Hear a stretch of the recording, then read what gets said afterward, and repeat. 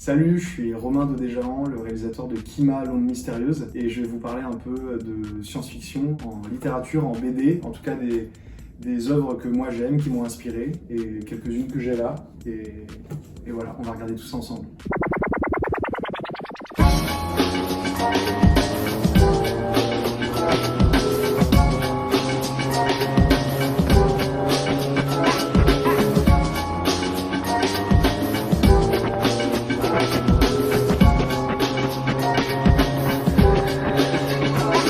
Là, en fait, je sais que je l'ai quelque part dans l'appart, mais j'ai pas réussi à le retrouver, mais c'est une des bandes dessinées qui m'a le plus marqué quand j'étais petit.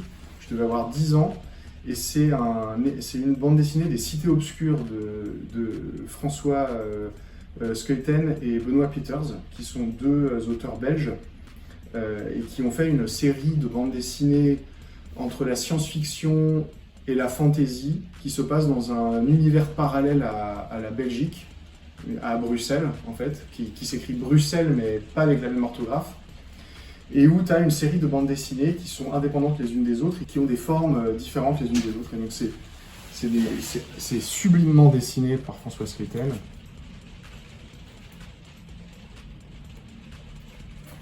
Qui est si mes souvenirs sont bons, c'est un enfant d'architecte. Et donc en fait, il a très vite dans sa vie eu un sens des proportions et une capacité à dessiner l'architecture absolument magnifique. Et à chaque fois, il y a des idées assez géniales et subtilement surréalistes. Donc là, pareil, tu vois, c'est des univers en fait assez steampunk. Et en fait, dans l'enfant penché, comme son nom l'indique, il y a ce personnage qui, d'un seul coup... Là, tu vois, par exemple, tu as l'immersion de la photographie en plein milieu. Et tu as une sorte de roman photo en plein milieu qui fait écho à la BD, tu vois. Et en fait, tu as ce personnage qui, d'un seul coup, se met à être penché. C'est-à-dire que la gravité est pas pareille pour elle, tu vois. Et voilà, et donc c'est des aventures un peu surréalistes et tout, c'est vraiment trop bien.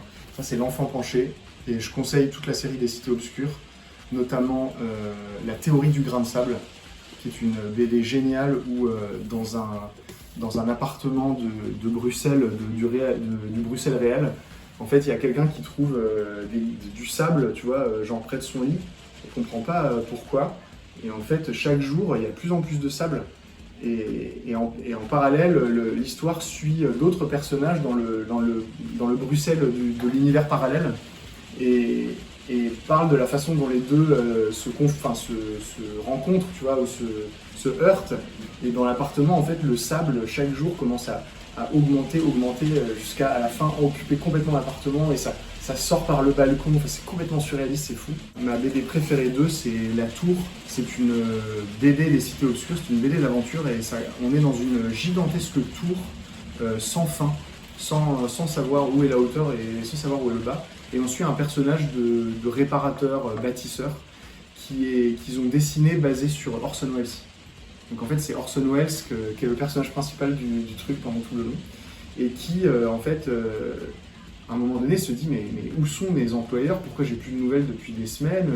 Et il se met à essayer d'aller au sommet de la tour. Et donc c'est une variation, bien sûr, sur la tour de Babel. Et c'est génial, franchement, c'est vraiment génial. Je conseille vraiment cette BD. Ensuite, il y a l'autre truc qui m'a énormément marqué, moi, quand j'étais petit, c'est Philémon, de Fred. Philémon, c'est une série de bandes dessinées génialissimes de cet auteur qui s'appelle Fred, et qui sont des BD complètement surréalistes, où on suit les aventures de ce jeune homme qui s'appelle Philémon, de son âne Anatole et de son oncle Félicien, dans les lettres de l'océan Atlantique. C'est-à-dire que dans l'univers de Philémon, les lettres de l'océan Atlantique sur les cartes sont des îles réelles.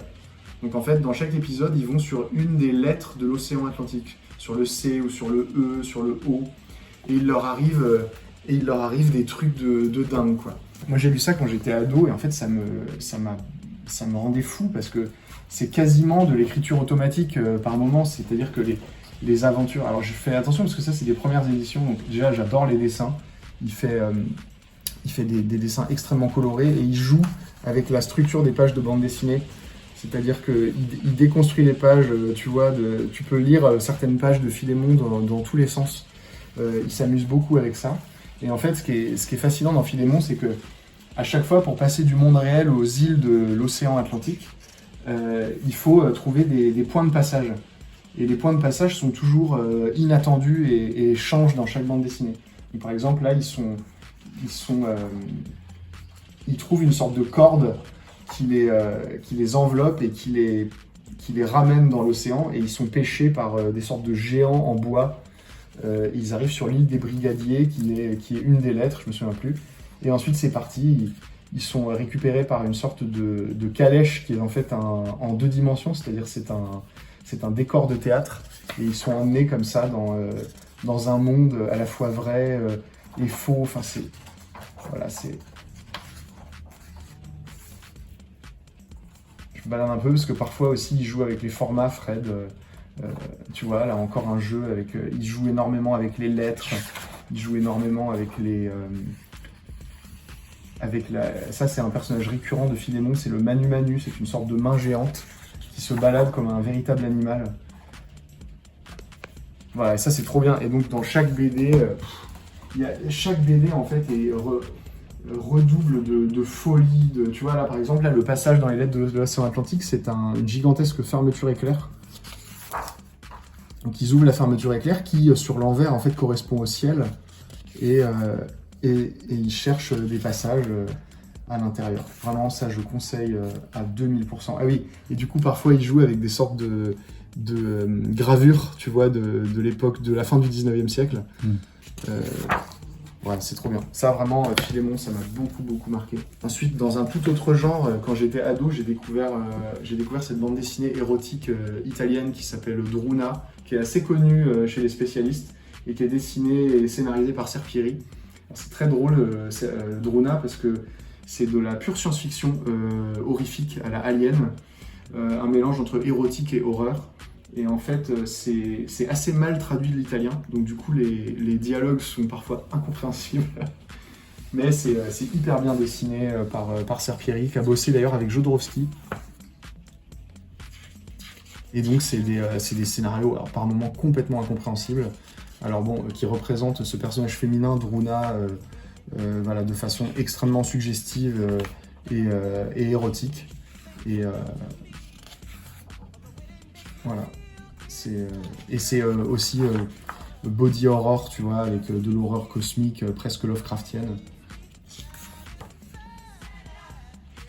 Et c'est de la pure SF, tu vois.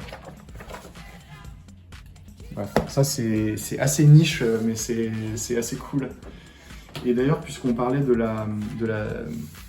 puisqu'on parle de science-fiction, je pense aussi il y a d'autres auteurs contemporains géniaux comme Denis Vajram, qui a fait cette série assez connue qui s'appelle Universal War One, que j'adore, qui m'avait beaucoup marqué quand j'étais plus jeune. Et là, je les ai tous. Tu vois, ça par exemple, typiquement, c'est des choses qu'il faudrait adapter au cinéma. Tout est là, quoi.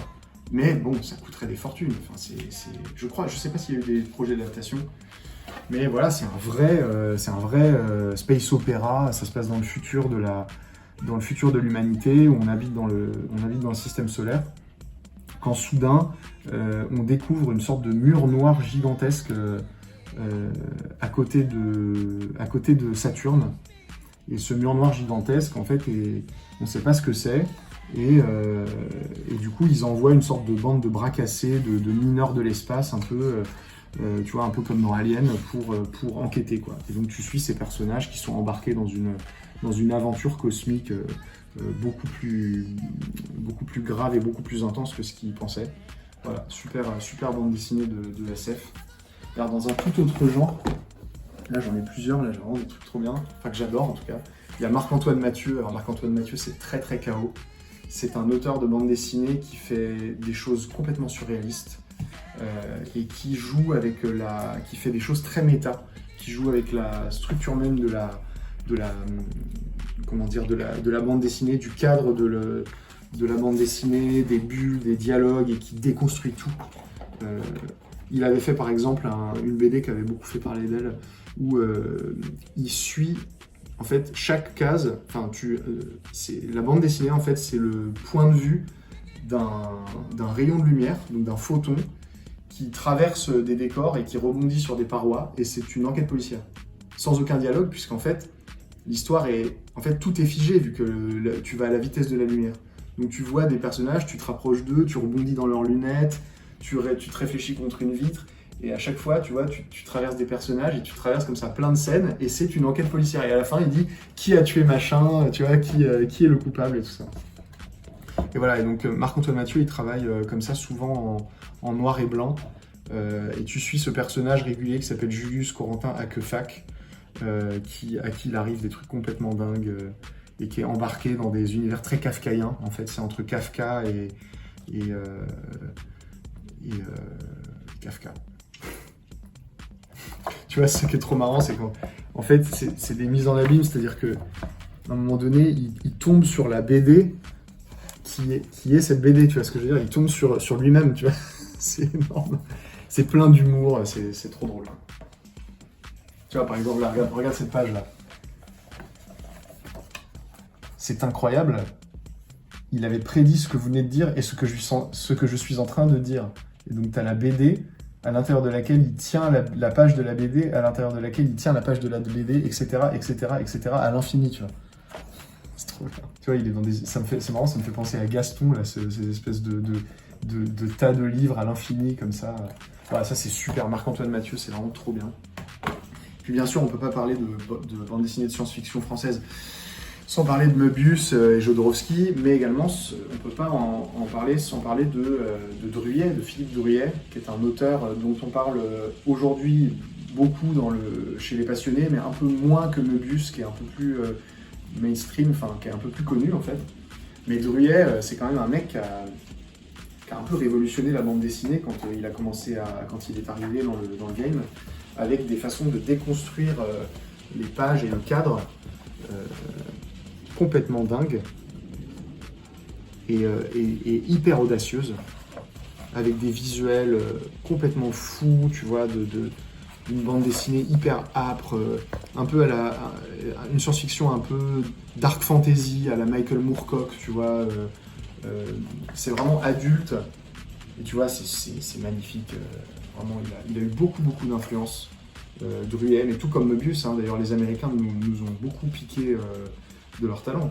L'idée originale de Alien, elle vient d'une bande dessinée parue dans Métal Hurlant. Ce mythique magazine de science-fiction des années 70, 80, et qui a disparu pendant un temps et qui est ensuite réédité là en ce moment, et donc qui a été créé par Möbius, Druillet, Jean-Pierre Dionnet et Farkas, et qui a en fait mis à l'honneur toute une génération d'incroyables, Jean-Pierre Dionnet quand il était jeune, qui a en fait mis à l'honneur toute une génération de ça, c'est Casa, j'adore Casa aussi, j'en ai pas là, mais je suis fan de Casa, magnifique.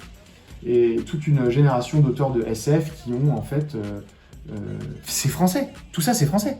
C'est de la pure science-fiction.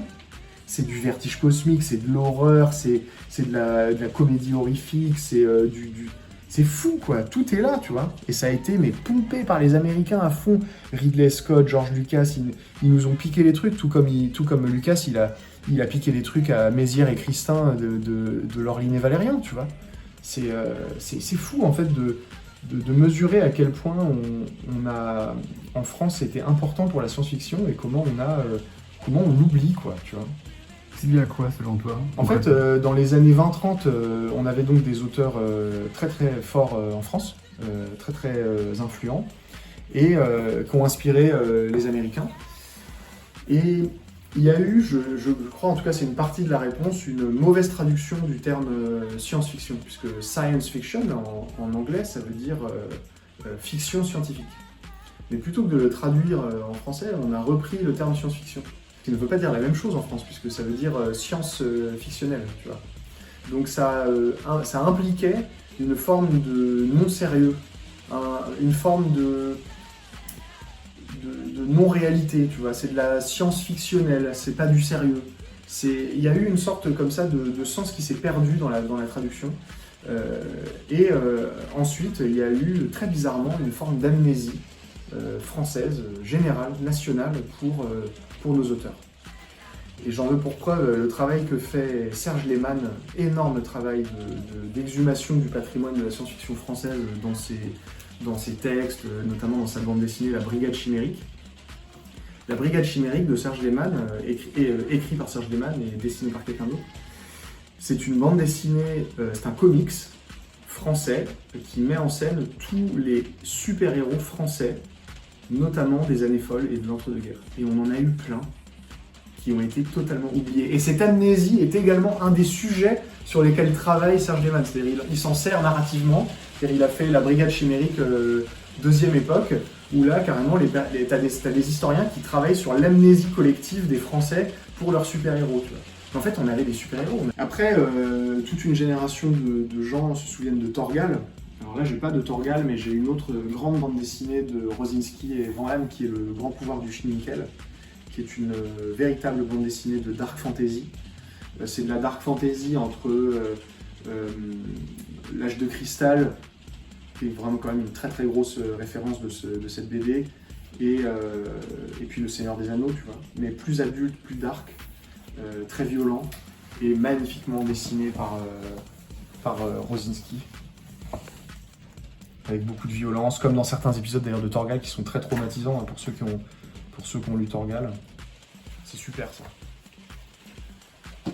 Bon voilà, c'est vraiment un mini... Là tiens, j'ai du Valérian et Laureline. Ça c'est quand même trop bien aussi. Hein. Bon, ça a été adapté par qui on sait. C'est dommage. Moi j'aurais pas adapté ce volume-là de Valérian et Laureline.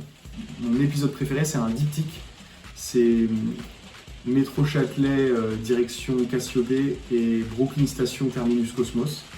C'est un diptyque où Valérian est coincé dans les années 80. Donc c'est génial parce que tu es dans le Paris des années 80, sous la pluie, c'est hyper réaliste, c'est quasiment documentaire, tu vois, où il y a des phénomènes hyper bizarres.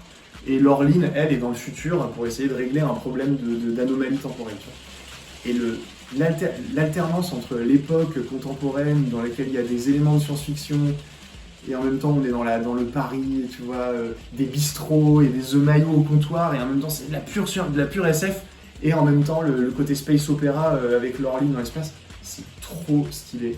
Et ça, je rêverais de l'adapter, tu vois. Je rêverais d'adapter cette BD. Dans cette intégrale-là de 3 tomes, il y a des trucs trop bien, je pense. C'est vraiment génial. Grosse influence pour Lucas, on en parlait, hein, tu vois, genre le Faucon Millenium de Star Wars, il ressemble énormément au vaisseau spatial de Laureline et Valérian. C'est pas moi qui le dis, hein. J'ai plein de métal hurlants là. Voilà, et si tu veux, on peut parler de littérature.